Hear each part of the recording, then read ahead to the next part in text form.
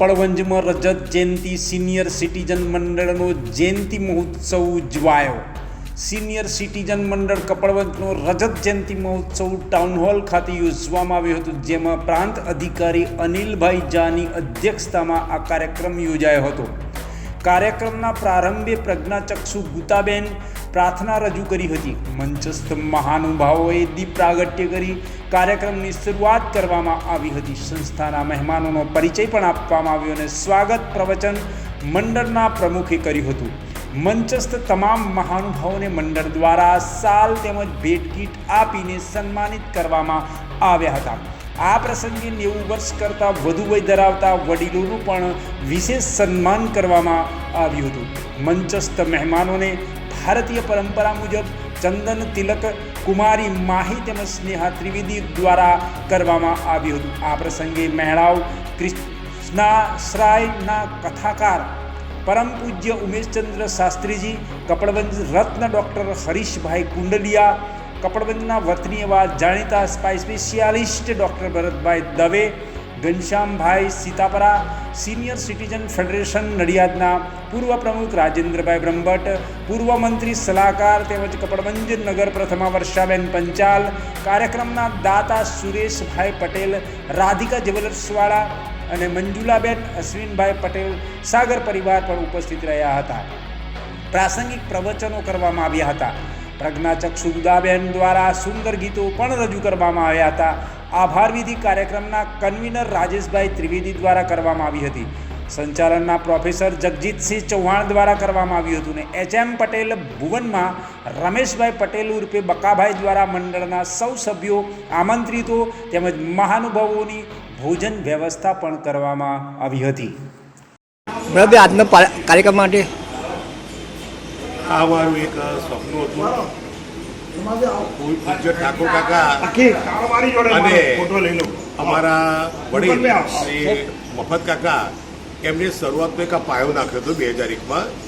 આજે એમની શરૂઆત જ્યારે કરી ત્યારે જે શરૂઆત કરતાં એમને કેટલી તકલીફો પડી છે આ બધું મેં જોયા પછી એમની જ્યારે 25 વર્ષ થઈ રહ્યા છે ત્યારે એમને એવો વિચાર આવ્યો કે એમણે જો શરૂઆત કરી તો 25 વર્ષથી રજત જયંતિ આપણે કેમ ના ઉજવીએ.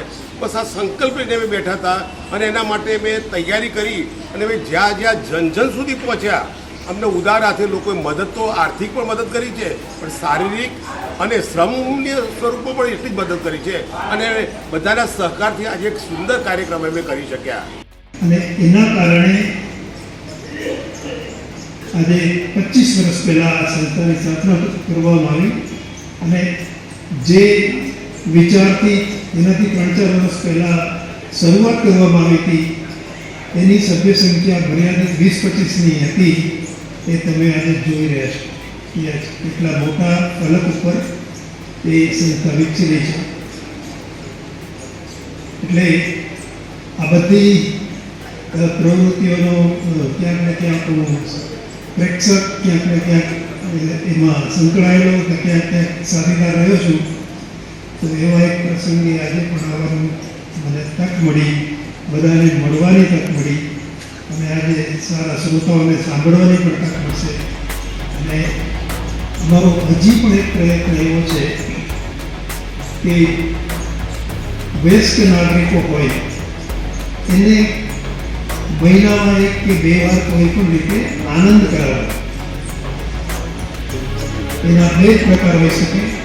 આનંદ કાં તો શારીરિક પ્રશ્નોનું નિરાકરણ લઈ આવીને કરાવો અથવા એની પાસે જઈને મારા પૂર્વવક્તાએ ઘણું સારું કહ્યું કે એની પાસે છે એ જ્ઞાન, અનુભવ, શક્તિ એનો સમાજમાં ઉપયોગ કરાવો. તો એક એવો પ્રયત્ન આપણે આ વર્ષે અને એના પછીના વર્ષે કરી રહ્યા છીએ કે આ પ્રકારે આપણા પ્રશ્નો છે એ કેટલાક ઉંમરને લગતા છે અને બધાના હોય એ પ્રશ્નો, પણ એનાથી બિયોન્ડ ધેટ એક ઘણો જ મોટું મજા કરવાનું, ઘણા જ મોટું આપણી પોતાની ક્ષમતા વધારવાનું અને ઘણું જ મોટું સામાજિક કામ કરવાના ઘણી તકો છે. તેનો આપણે વિસ્તારથી પ્રયત્ન કરશું.